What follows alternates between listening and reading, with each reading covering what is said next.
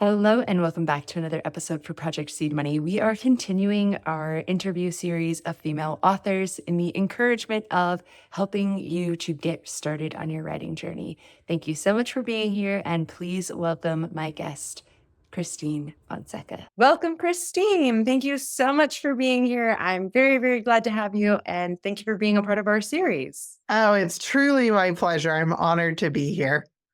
Thank you. From learning more about you, just now meeting you for the first time, but I've been learning about you over the past couple of weeks, and it does seem that you have a passion for helping females, helping writers, helping people get on this journey. So that's really what we're focusing on today is just how can we encourage more people, more women specifically to get up and share their story and go through that challenge, the hard part of once we have the conception to actually putting that into The physical execution. Yeah. And I think that's where a lot of people get stuck, right? I think there's a lot of that imposter syndrome kind of starts to creep in. And who am I to share my story? I shouldn't do that. And for women in particular, I have a developmental psychology background. I am a psychologist by training and by trade. And women are societally raised with an idea that we're not supposed to speak in that way. And I'm thrilled that it's changing, but the truth is, as much as it changes, it stays the same, right? And so I think for women, that's the challenge, is really believing that not only do we have a right to express our voice, but it's irrelevant whether or not anybody else wants to listen to it, because that's not why we need to say it. That makes so much sense. And that's beautiful because we need to give the permission. I think we're kind of all waiting for that permission to tell our story. And now what you're saying is it doesn't even matter if anyone is going to receive it or it doesn't. Because these are two entirely different processes, right? We write because we have something to say. That's why a writer writes. I consider writers in general a particular type of artist whose job it is to observe the world and to shine light in dark spaces, whatever that might mean. That could be through humor. That could be through fiction and storytelling and all of the rich ways that we can tell stories. It could be through personal story and personal endeavors. It could be through nonfiction and how-to, with just sharing our knowledge. But as writers, that's what we do. Once we give it to the world, whatever it is, in whatever way we've chosen to give it to the world, it doesn't belong to us anymore. So quite frankly, as far as we're concerned, it doesn't matter what happens to it next. That's not why we're here. Our job is to figure out the next thing we have to say and go do that. Get your next book going. Get the next book going, or get the next artistic whatever going. I'm a firm believer that human beings by nature are creative, by nature are artistic. I think we have all kinds of mixed messaging around that. I saw a great commercial the other day about somebody who was like, you're encouraged to pursue your dreams and to do whatever you want. But then as you start to do it, everybody tells you to stop it, go make some money. And I'm like, this is so true, right? Look at what we do to kids. Yes, you can do anything, be artistic. That's what it's all about. Oh, but don't do that for a profession. Only for 5 to 10 minutes a day. Yeah. Makes no kind of sense. I was kind of the opposite mom. I have 2 adult daughters, and I told both of my daughters 2 different separate times. I remember distinctly the conversations. They were in high school, each of them at the time that we had it. We went to Dairy Queen. We sat down over an ice cream. I said, so here's the thing. You're artistic. If you want to be an artist, go do it now before you have any entanglements to other humans. Because it's really hard once you have entanglements with other humans. You want to do it, you have me and Daddy's blessing, go do it. I said, don't be dumb, because you're not a dumb human. So make sure that you have a really good education to fall back on, because it's going to make you more credible.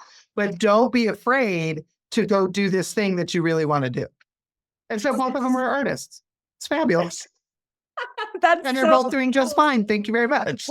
That is so cool. I feel that advice that you gave your own daughters is so exactly the advice that these women who are starting their journey need to hear as well. Like, before you let anyone else's fears or projections of what it Yeah. will cost to be in society and how art won't do those things for you. That is the advice. Just Yeah. shut all of them out. Yep. I'm going to really date myself right now. There was a movie with Robin Williams, Dead Poets Society, and he has a great line in that movie where he talks about being a lawyer, a doctor, all these things are a noble profession, but it's the arts that we live for. That's the story of the soul. And I am a firm believer in that. That is the story of the soul. So if the soul is moving you to tell its story, then by all means, please go tell its story. So how do we get women or anybody, I mean, any creative person, Mhm. specifically this channel is designated towards women, but if someone stumbles upon it and needs that extra encouragement, how do we get past that first moment, right? We've got the idea, we've got that desire, the soul is telling us, okay, it's time to present these words, but then we get stopped. The fear comes in, the imposter syndrome Yeah. comes in. How do we push past? A couple of things come to mind. I'm a firm believer in doing writing exploration. I'm not writing for a particular story necessarily. I might have something in mind. As an author, I happen to write both fiction and nonfiction. And so maybe there's a character I have in mind or a plot line I have in mind, or maybe it's nothing at all. And I'll just start exploring the question, whatever questions in my head, and I'll free write on it. And I'll do that every day. And eventually that tends to turn into something if it's supposed to turn into something. And once it's kind of out of my head a little bit, then I can start to see, okay, let me take a pause. Is there something here? Or is the whole point of this just exploration? And so, an interesting story about that, I was a very prolific author up until like 2008, 2009, 2010. And then my mom died in 2010. And my mother was my creative inspiration. And so, when she died, the words stopped. They just dried up. And I have very smart author friends who are much smarter than I am who said, you're still going to write. You're going to get up and you're going to write every day. And so I did explorations on the base emotions. I'll never forget it. I'm sitting in my mother's office. It was shortly after she passed. I was there to help support my dad and to clean things up before her funeral services. And every single morning I got up and I would write for about a half an hour on fear, on anger, be the voice of joy, be the voice of love, like all these different base emotions. At the time, I happened to be working on a really serious psychological thriller. And so I also then did it from each of those characters' perspectives. So all of the main characters in this storyline, what is love? Here's a great tip, pro tip. When you are stuck and you can't write, it means the part of your brain that edits and thinks about writing is more in charge than the part of you that actually writes. And these are separate parts of the brain neurologically. So you actually can't do both at the same time. You cannot edit and create at the same time. It's absolutely physically, biologically impossible. And if you force your brain to do that, the editor will always win. But the editor is not creative. That's not source. The creative part that really doesn't have words is the creative part. So whenever you get stuck, you just say, what's next? And then you just start writing. And if you have to do that like every nanosecond for a little while because you're really stuck, then you just do that every nanosecond. But you just keep writing. What's next? And then you write until there's nothing else. And then you say, what's next? And you write till there's nothing else. Eventually, when you're doing these kinds of exercises, you'll get to the point where you say, what's next? And there literally is nothing else. And then you can move on to the next thing. That's such a perfect segue into now that we've kind of talked about how to get off that ledge, how to get off that starting block of just start the explorative writing, just force yourself into a disciplined practice of a daily writing, even when you are stuck. Okay. Do you have any examples of your own personal experience of like, I'm stuck, I can't, like, there's just nothing coming? Or Oh, yes, I do. For the last about 10 years, I have been in a writer's funk. So, yes, I am very familiar with being very stuck and very overwhelmed. So, my last book that came out happened to come out March of 2020, my last brand new book.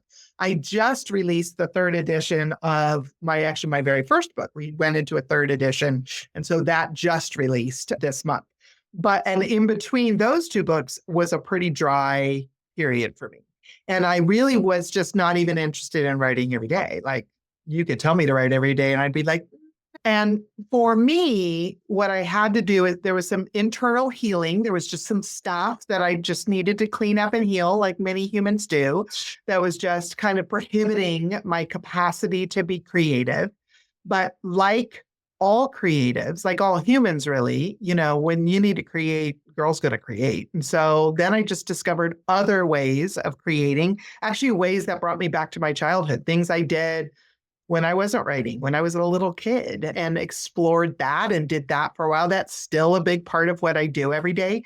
And just recently came back to myself as a writer and really kind of owned that.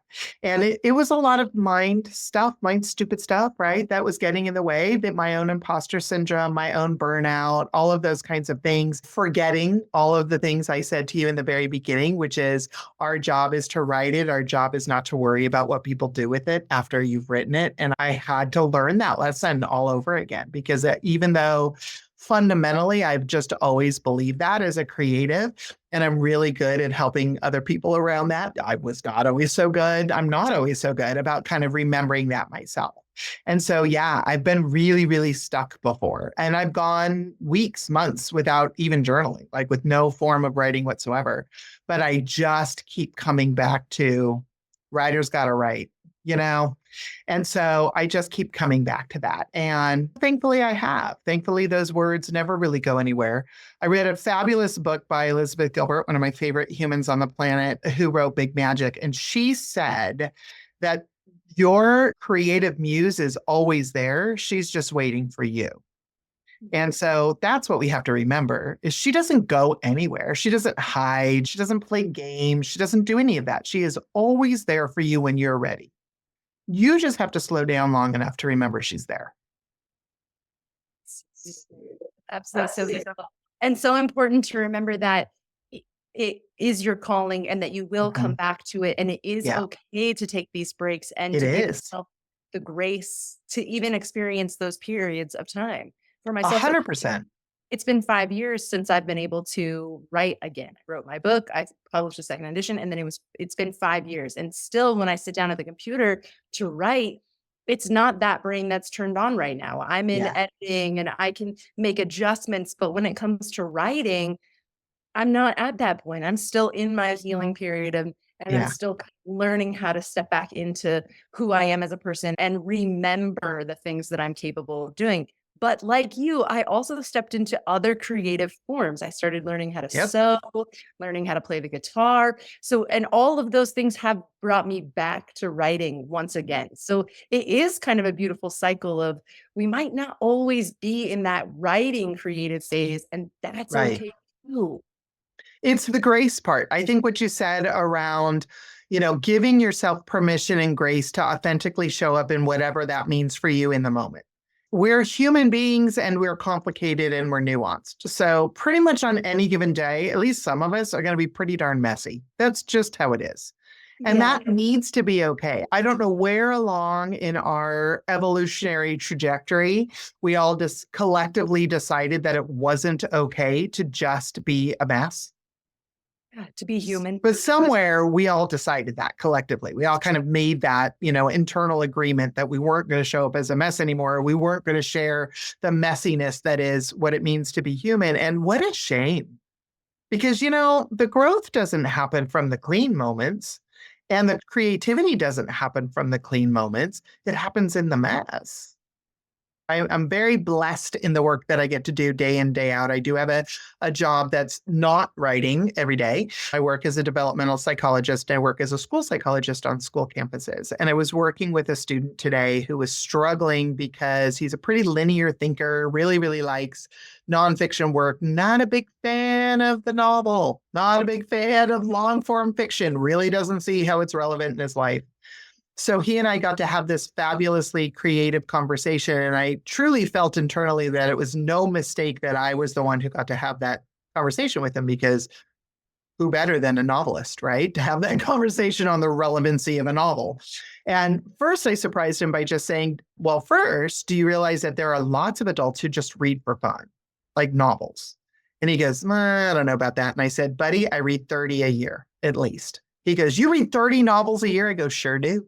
I said, I also read a lot of nonfiction. He goes, wow. But why? Like, why is that important? And I said, well, I'm a really curious person and I'm really interested in just human beings just because they're interesting. And stories enable me to meet all sorts of human beings in all sorts of different environments and settings and learn about other cultures and worlds in a way that's different. But because we're sharing this little life called human all together, there's relevance in it still, even though it's not my life.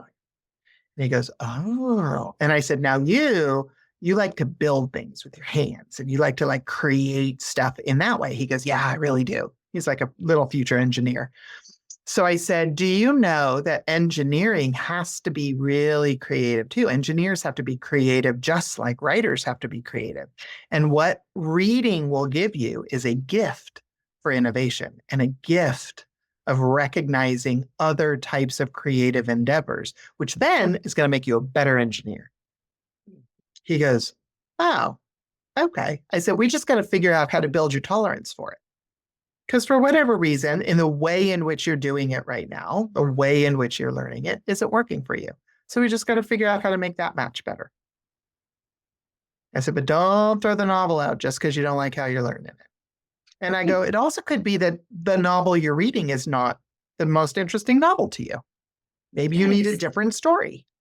That's so beautiful. I feel from your story that you birthed a new reader, that there will be no stopping his desire to find the books that fit in that. Because Exactly. the engineers who are authors, the engineers, 100%. if we were going to just give someone one last little like push, they're on the edge, they're ready to write their story, they have it in their head, they just can't seem to give themselves that encouragement, give themselves that grace. What's something that you could say to them as this, like, we're closing it up? How can we get them going? Get up in the morning and write the worst thing you've ever read in your life and don't care about it. If you don't like it, rip it up, hit delete, won't matter. Just do it. Thank you so much. This has been incredibly enlightening and just really beautiful, really, truly Thank you. beautiful. Thank you. In the sense of we are all creators and we can take our creative energy when it isn't quite going into the word format and create in other ways and have grace for that as well. That is beautiful. Yep. Thank you so much. I appreciate You are it. so welcome. And thank you for being here. Of course. What a fun conversation. Thank you. I'm so glad you can join us on another interview episode. Thank you for being here, and I can't wait to see you next week. Bye.